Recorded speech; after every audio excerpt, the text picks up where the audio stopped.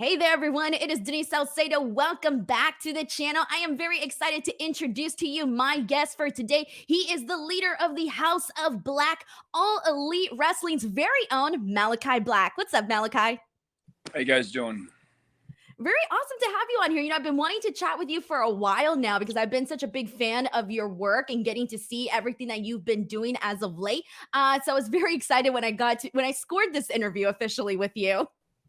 Well, there we go. You have me. Awesome. Awesome. So let's go ahead and jump right into things. We're heading into this massive weekend with Forbidden Door, the first ever AEW New Japan Pro Wrestling joint pay-per-view show. So before we get into your match and all of that, I kind of want to ask you what your thoughts were when Tony Khan made this announcement. So right before I moved to the United States, and even like tracking back longer, I have to tell a little bit of a pre-story before I can answer your question in a way that seems satisfying. My goal in professional wrestling was always Japan, and preferably New Japan. When I grew up, I never watched like WWF or WWE at the time because we didn't have access to it. I come from Amsterdam and Netherlands, really small country, does not have a lot of wrestling. I am probably the most successful Dutch wrestler that has ever existed, and I'm sure within 5 to 10 years, someone will come out of there and top everything that I've done, which is obviously a good sign.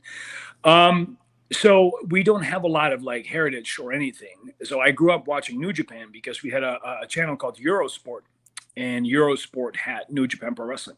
So that was my introduction to wrestling as a whole, and that's what I grew up with, and later on WCW. So New Japan always had a very special place in my heart, and it's kind of also how my style somewhat got orientated. Because I watched that, and as like a 4 or 5-year-old, you see two men in the ring fighting, and it was like obviously Japanese wrestling is much more martial arts influenced. So I started doing martial arts because of what I saw. So right before I moved, there were talks between a company that I worked for that had a good working relationship with New Japan at the time, and myself, as to bringing me over for a tour or multiple tours. That was obviously the big question for New Japan, and I had the contract for NXT on my table, and I was like, well, even though New Japan is like the goal at the time, NXT or WB at the time, it would have been 3 to 5 year contracts, guaranteed. Whereas with New Japan, they run multiple tours. We don't know what, we don't know. They might have kept it with one tour. So I went with the route that we all know. So I always felt in the back of my mind that I still wanted to do New Japan in any capacity, right? And I've worked for them, and when they did the European tours back then, I did some work on them, but not on a scale like we're about to do on Sunday, where it's an actual collaborative event between two companies.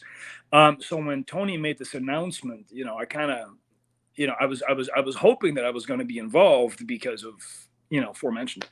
So when he did finally, make the announcements, and like, the rumor mill even backstage kind of started coming out, because we saw some of the New Japan officials walking around, and we saw some of the wrestlers walking around. So like, we all knew something was brewing. And then when it was finally there, it was just like, it's just cool. And we live in such a unique era when it comes to professional wrestling. There's so much going on. There's so much different stuff going on, and everything has its place, which is really, really cool. And I think this absolutely has its place. I think they sold out their 16,000 venue. I think that don't pin me on that, but it is a 16,000 venue, and I think it's sold out. And it's exciting. It's cool. It's like, I don't think anyone 5-6 years ago would have thought that something like this would come into a somewhat mainstream position, because of the nature of professional wrestling and how it kind of like fluctuates in and out.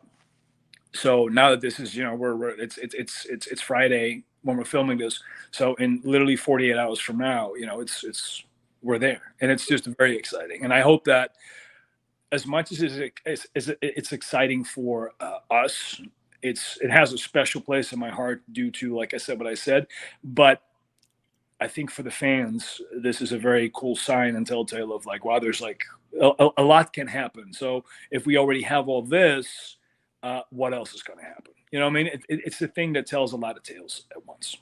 I completely agree with you. And, Tony Khan has touted the success so far already for Forbidden Door, talking about how it already got into the seven figures, etc. So you definitely do see the success and the buzz around, the show. And given the fact that it's the first, co-promotional show between AEW and New Japan Pro Wrestling. But I'm so happy that you gave me that background in terms of of how you felt about the announcement and everything going behind it, because it was actually going to be one of the things that I wanted to talk to you about today, because, we mentioned New Japan Pro Wrestling and the roots of New Japan Pro Wrestling being more of that shoot style. And with your kickboxing background, it was one of the things where I was going to ask you, like, hey, do you want to go to New Japan? And you answered that question. But it's great to hear that, because, when you start to think or like imagine certain guys in certain promotions, I think given, again, your background in kickboxing and all of that, I just think that it would fit in so well with the New Japan audience. Yeah, I mean, I would hope so. I always remember Kyrie saying at one point, telling me how a lot of fans in Japan, because like I did briefly wrestle in Japan for Big Japan. I had about 6 tours in a course of about 2 years.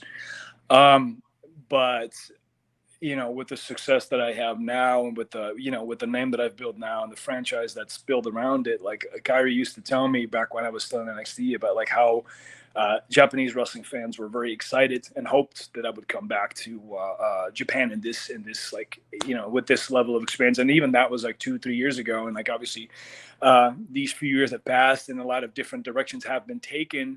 So it would be even more exciting. You know what I mean? Especially this day and age, especially now. So I spoke to Zack Sabre Jr. real briefly. Me and Zach go way back. He's one of my oldest friends in wrestling.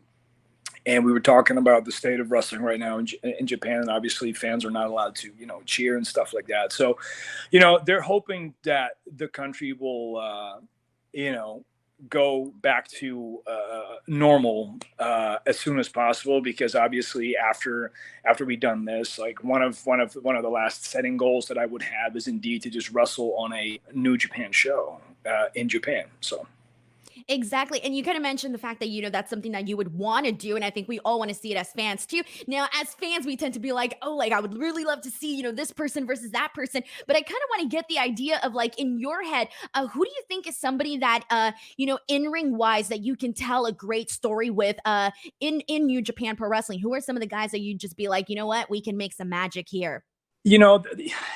The entire roster they have, even a lot of their young lions, and obviously on Sunday you'll see one of them. Like, even their younger generation is so full of talent. I don't think there's anything ever in New Japan that hasn't walked through their doors with having the potential, like, to take over, wrestling or bringing something new. I think that's what they're known for.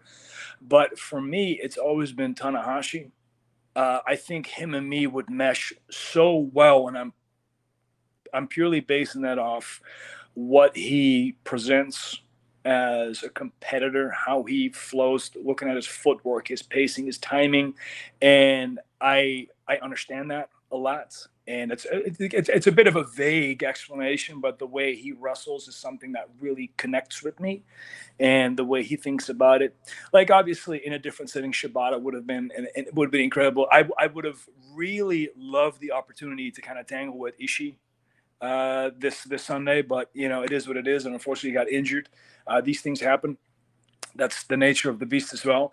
But in a single setting or in a Japanese setting, absolutely those three would be on top of the bill. But then also a guy like Zack Sabre Jr., because him and me have such tremendous history, and it's been so long since him and me have like tangled. That now in that platform, in a different setting, with the experience that he has gained, with the experience that I have gained, it would be such an interesting, mix for him and me. I think so too. I think that would be phenomenal. So I love all of the names that you mentioned. And now let's go ahead and touch on Forbidden Door, because you do mention Tomohiro Ishii, who unfortunately, due to injury, had to be removed from the match. So let's talk about this, because we kind of got a lot, I think, on the line here. Like, not only is this such a big pay-per-view, but this is a four-way for the All Atlantic Championship, and the winner going in and becoming the inaugural champion. So with that being said, with the guys that have been announced in this match, yourself, PAC, Miro, Clark Connors, who's taking the place of Ishii, for you, what would it mean not only to become the inaugural champion, but it would also be you as, a singles wrestler really going out there and defending that championship? Mm-hmm.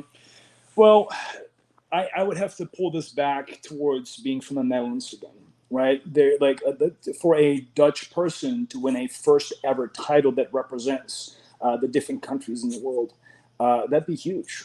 I mean, it would elevate myself. It would mean a lot to my home country, because my country is always watching. As much as there's not a big wrestling culture, a lot of the people involved in certain sports always have their eyes on me, texting me, talking to me, like guys like Rico Verhoeven from Glory.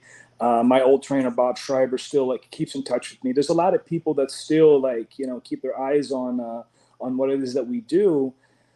So there is a sense of pride walking into that tournament alone, and the pressure is on for that same reason as well, because you don't want to let down anyone. You don't want to, you want to be at your best of your ability at that moment. But you're in there with someone like Miro, and what can I say about Miro that has already not been said, due to the fact that, look at what all he's done, and look at who he is, and look at his previous title reign in the company when he held the TNT Championship. He was a force to be reckoned with, but he's always been a force to be reckoned with. Then we have PAC, who's, he's in my opinion, personal feelings aside, from the perspective of a high flyer, a true junior high flyer, he's one of the most innovative people that came forward as a high flyer in the last 10 to 15 years.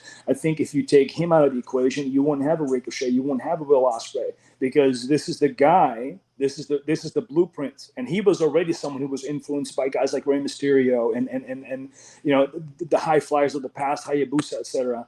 And he took all of that and recreated this incredible style. Even at age 19, he was just an incredible competitor.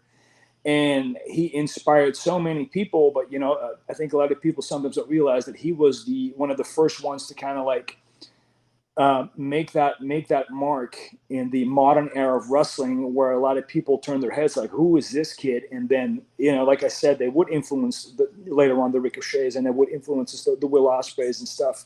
And Clark, like I said, he comes from New Japan. He's a true representative of New Japan, and he has big shoes to fill, because he's filling for Ishii, which is no small feat. But then at the same time, again, because of what New Japan carries, and the grueling regimens that New Japan puts their students through, and what they how they teach these younger kids to become wrestlers, you can't take that out of the equation too. So this man is a walking weapon. You know what I mean? He's yes, he's going to come in there with the least amount of experience, with the least amount of name, but it also means that he has nothing to lose, and he's also probably, in a certain way, he's one of the most hungry, because now he's getting an opportunity. And I remember when I was, young, like I'm moving towards 40 now, but like when I was starting out, when I was in my early 20s. It didn't matter who you were in front of me. I would make sure that you would remember me by the end of the match. Physically or mentally, you would know that you would have been in the ring with me. And I'm sure that for him, that's a similar mentality. Exactly. It kind of feels like a win-win situation for him because, like you said, he has these big shoes to fill, but in turn, he's sort of presented with this huge opportunity to break out in front of, an audience that may not be familiar with him, to Yep. really be like, oh, who's this guy? Let me take a look at him. And he's in there with, when you mentioned, PAC, Miro, and yourself, and all these great guys. I feel like you can make an argument that this is going to be a really great opportunity for him. And then for you three, I feel like you can make an argument for either one of you guys really becoming the first ever All Atlantic champion, which I think is pretty awesome. It seems like there's a lot of options on the table. I think so too, and to touch on Connor like a little bit more, like out of the four of us, he's the least known, but also the least known to all of us. And even though I keep an eye on what people do, he has that level of being unpredictable with him. So he's definitely not someone to be counted out. And I don't think, knowing Miro as I do, I don't think he takes him lightly. Knowing Pac the way I do, I don't think I don't think any one of us is gonna walk in, or at least that should not be the attitude that I would employ with who's this greenhorn. You know what I mean? That's not how I step into this thing, because he's earned his keep, and he's earning his keep. And indeed, he has big shoes to fill, but also out of everyone, most of the pressure is on him. Like guys like Miro, myself, but we've been in positions like this before. I would even say that I thrive in positions like this. I am best when I'm under pressure. So that's really great. I love hearing the insight of like how all of this, just everybody's sort of like different spot, different role in all of this. So I do want to ask you because, we're touching on the injuries, we're talking on the changes made to the Forbidden Door card. Unfortunately, that we had the announcements that, CM Punk can't be there, to wrestle, Bryan Danielson as well, and some other changes too. And so, the card for Forbidden Door has been a huge subject amongst wrestling fans. So I do want to ask you from your perspective, what has been your perception of the matches that have been announced and how Tony Khan and AEW have essentially put this show together. What do you think of it? So it's always difficult to deal with card. That's also why it always says card subject to change. You know what I mean? Because I've been the victim lately of a few injuries here and there, forcing me to like make some changes as well. It happens, but I think when you have a talent pool that's as deep as New Japan's and AEW, I wouldn't say people are interchangeable, but the switches that have made sure that the intrigue has remained. Of course, it's unfortunate that we're not going to get to see Tanahashi versus CM Punk. You know what I mean? I think on a grand scale, I think that's a match that a lot of people had on their bingo cards. But if it's thrown out there now, I think everybody understands that eventually it will happen one way or the other. If the world title is involved at that point, I don't know, but it's done in a way that the intrigue, will remain. I don't look at this card and go, well, that's a downgrade. No, it's not. It's just a change, and it's a change that is unfortunate. It had to happen, but it's still a very exciting card. You get to see a lot of new people. You get to see a lot of people that have been in AEW for a long time. You get to see people that have been in New Japan for a long time. You get to see a lot of mainstays, a lot of familiar faces, and a lot of New Japan true spirits. And the same as with AEW, you get a lot of true spirits, and you get people who are relatively new to the mold, like myself, in terms of AEW, but then have made a name for themselves and previously where I come from. So you know who I am. You know who Pac. You know who Miro is. You know these people. So and even kind of historically having a women's match on the card is, again, it all adds. It's all, I think there's something for everyone. And I know that's a cliche thing to say, but I think this really does have that. There's something for everyone. It's under two of wrestling's biggest banners, collaborating. What's not to love?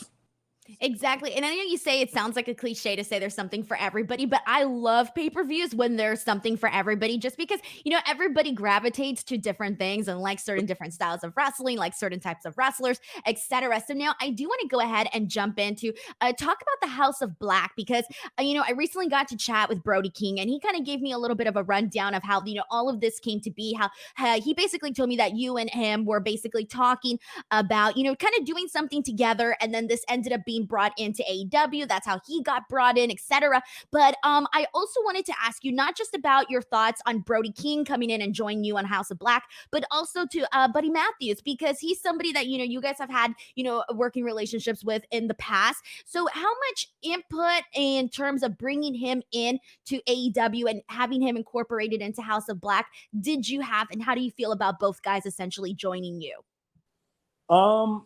When I was in my early stages of my fights with Cody, there was a moment where on the stage I gave Cody a knee. He fell down, and I told him that this was no longer his house, but it was the House of Black.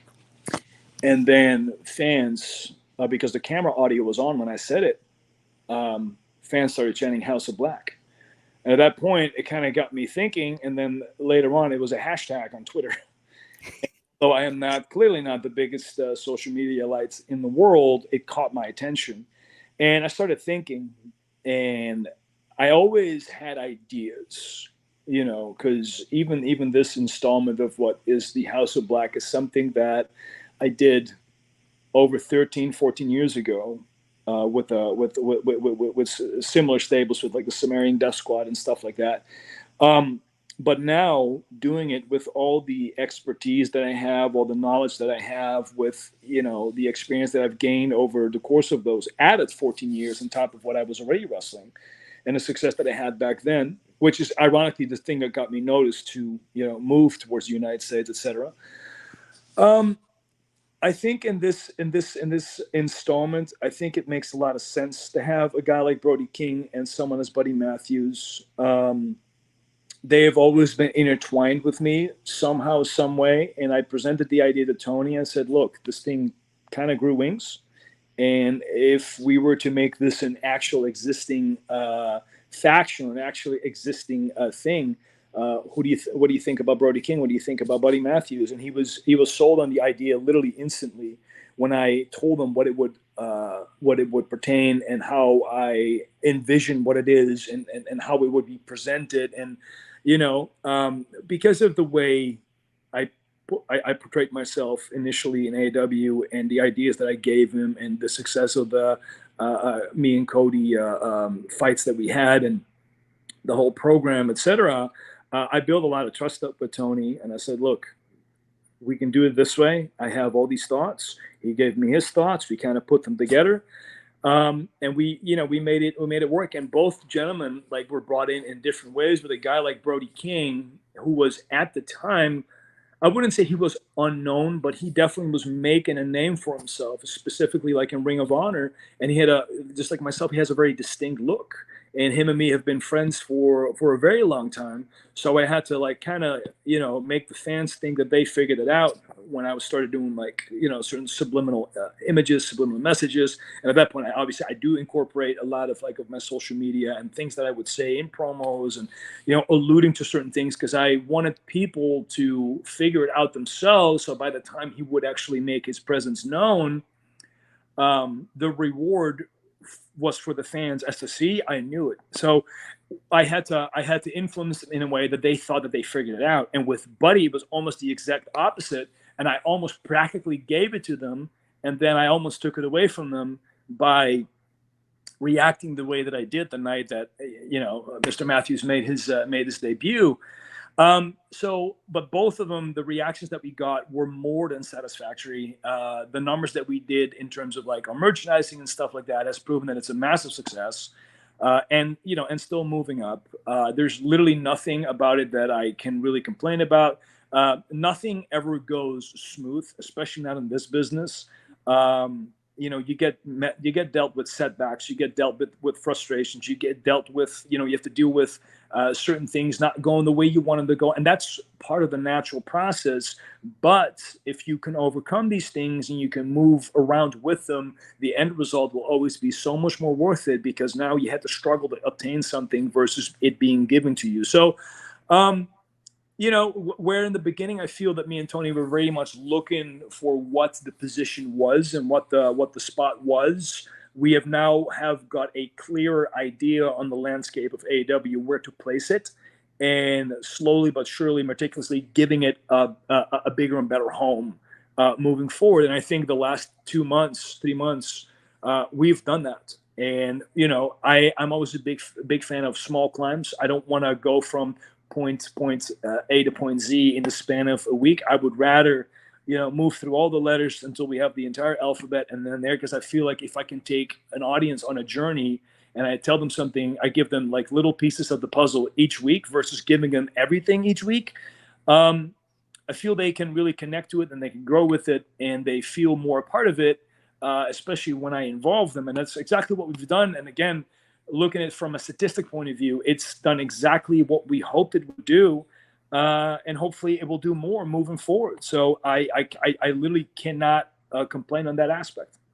Awesome. I have two more questions for you. The first one being is that, we talk about all of the cool stuff that you guys have come up with, the House of Black, etc. The presentation is great. The vignettes that you guys have been doing have been pretty awesome to see and very, very creative. The other incorporation of this has been Julia Hart. Can you tell us about the idea and how that came about to have her incorporated into this?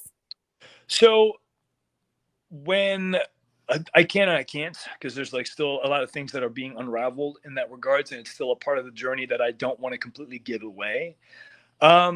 Julia was an idea that sprung up on us as one of the stories was unfolding, and this thought process that we had that certain elements that I do changes people or influences people, and whether or not that is supernatural, I always let people decide, because I, for the most part, actually don't do anything that would describe as supernatural. I think a lot of what I do or present is psychological, because I find that much more terrifying.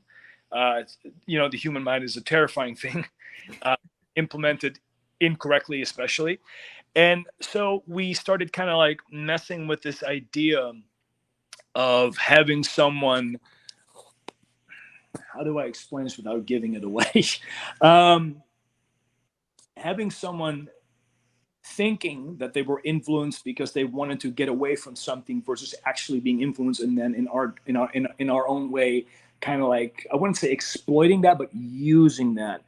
There's a big part of this whole thing that was a big misdirection on purpose, and it was the night that everybody thought it was going to happen. That was completely done on purpose, because I was already thinking 3-4 weeks ahead. So I got super happy when everybody got mad, because I was like, well, if you're going to mad now, you're going to love, you know what I mean?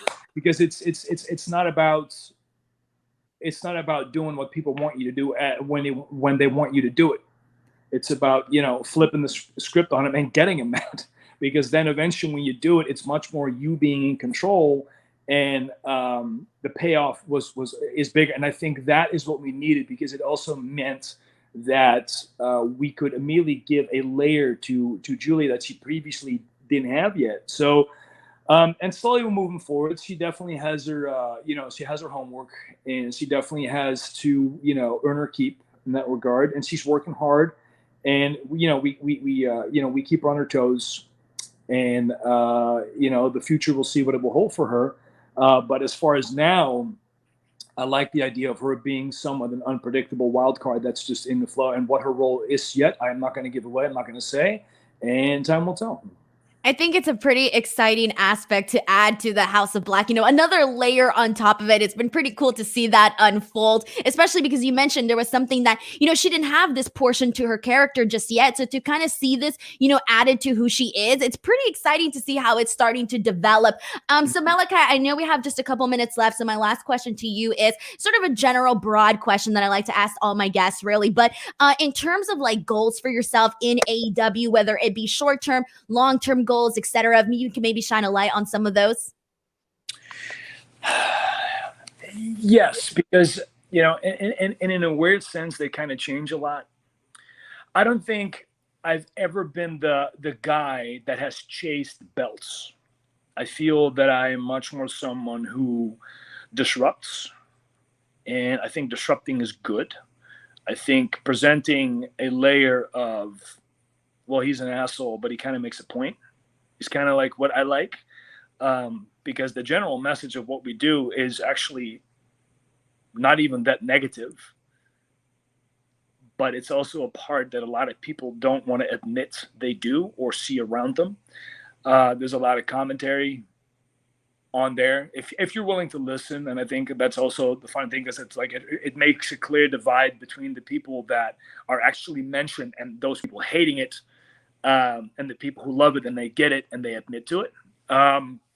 It's not for everyone, and I don't want it to be for everyone, because my entire life I've not been for everyone. And this idea that, you know, you have to be liked by everyone is a farce. You know, you can't be liked by everyone. So like it walks in both lines of the argument. Now that being said, do I want to proceed to chase titles? Yes, I do. But I think if it would not to happen, it wouldn't harm me. I don't think that if I would never be positioned in a sense where it wouldn't come across my path, as long as I'm involved with the people that are crossing those paths. I think, you know, I think that's an important thing as well, as long as I can give them something, or I can take something from them, that helps me or helps the general aesthetic or the general story of what it is that we're doing. I think that for me is something that I like carving out. I like carving out that legacy. I like something where in 50 years time, when I'm long gone off this planet, that people go back and say, oh, that's what he meant. Did he mean this when he said that? You know, and it slowly unfolds. And that's what I like. And, you know, I don't want it to be a one thing, because the one thing that always keeps me sane, and it's always done, and maybe it's because I'm Dutch and we're very sober-minded people, this will all end one day. All of this will come to a screeching halt. All of this will go away. I and this is always a weird thing. I never consider myself to be famous, because it's always kind of like, yeah, but in the realm of what exactly? You know what I mean? Like, I have this very unique world that I walk in for the better part of my life. And in that world, I'm obviously who I am, and people know who I am, but I never feel that I left Amsterdam in that regard. I'd never disbanded the kid that was into like hardcore and stuff like that, and like alternative like forms of metal and stuff like that, and dressed the way that he wanted to dress, and, you know, did what he wanted to do, and was always like mesmerized by how the world worked, and had his you know, his gaze on the world, and not just on like a small little part of it. Like, I think one of the things that I always tell people whenever I train with them is like, you know, you got to think globally, not locally, because if you keep your mind on small things and one thing, and, you know, and we see a lot of that right now, like nowadays, with people throwing the most like ludicrous arguments at each other. It's because they're all like focused on one thing, and it keeps them from, you know, growing further. And I feel that has never been me. And my goal sometimes like exceeds things that are for me personally, bigger than just titles. But again, I also feel that if I were to chase a title, I can apply that same ideology, that same thought process on something as what would be my title reign, and like, you know, do it like make it in my own way and create something in my own way. Because I think that's for me what it comes down to, is creating and giving something different, giving something new. And again, I don't care if you don't like it. Like, I listen to what the numbers say. I listen to what merchandise does. I listen to what, you know, the echo is of the audience. And like the amount of times every week that I get people tagging me in pictures of them getting the House of Black logos tattooed, or the masks tattooed, or like, you know, the merchandise, the shirts, you know, it reaching out to further than just like professional. It goes into like the world of like Hollywood and stuff like that, and I get feedback from that. And, you know, it's just amazing how these like things that you can conjure up can create so much more than just a pro wrestling platform. And I think that is the goal, to transcend what is pro wrestling to an extent, but still being true to what pro wrestling is. But just do it your own way. And I think that's also the formula that I think a lot of young people, and maybe not just young people in wrestling, but just young people in life, should be aspiring to do, to extend beyond the reaches of what they think they should or can. So title reigns, absolutely, but I think that I can dwell in multiple worlds and still have my presence known. I love that. I got to tell you, like everything that you're saying right now is just so fascinating to me. And it's almost like, kind of stepping outside of things and seeing like a bigger, larger picture, and also seeing all of the different like things that you can do, especially with, everything that you've sort of built, with the House of Black, etc. Even just yourself and things that you're a fan of. So really, really awesome. Malakai, I feel like we can talk forever. I would love to chat with you more. But before we wrap things up, please let the people know where they can find you, where they can check out some of your stuff. Plug anything you'd like to plug in. Yep. Well, obviously, you can find me on Instagram as Malakai Black, spelt with an X, the old BLXCK. You can find me on Black Mask Clothing, which is my own clothing brand. You can find me on AEW Shop if you were looking for some merchandise. I am on Twitter. I just don't do much with Twitter because obviously I feel like the downfall of the world is unfolding itself on Twitter. And you can find me every Wednesday or Friday night on AEW. So awesome. Awesome. Well, I'm going to post all of the links in the description box below, but seriously, thank you so much for taking the time to chat with me today. Until next time, I'm Denise Salcedo. This is Malakai Black. We'll see you guys next time. Bye, everyone.